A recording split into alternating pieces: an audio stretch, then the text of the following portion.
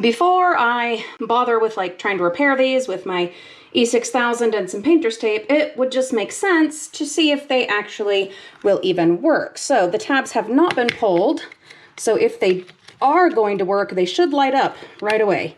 Ding! How about you? He is really crushed, really broken, but here's hoping. Oh, oh, oh! Nope, no luck, guys.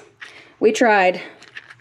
Let's see if we can finagle him at all, if that'll make any difference. Nope, he's a goner. So glad I didn't waste any time or glue or tape trying to repair that one. But just because something is broken doesn't mean that there aren't other uses. Now this part itself, no, it's a goner, but I'm gonna keep the stand for it.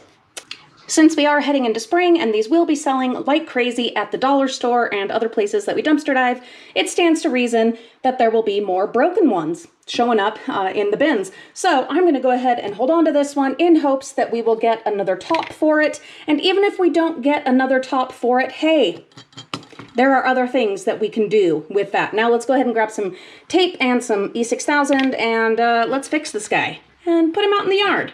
Okay, that one is drying.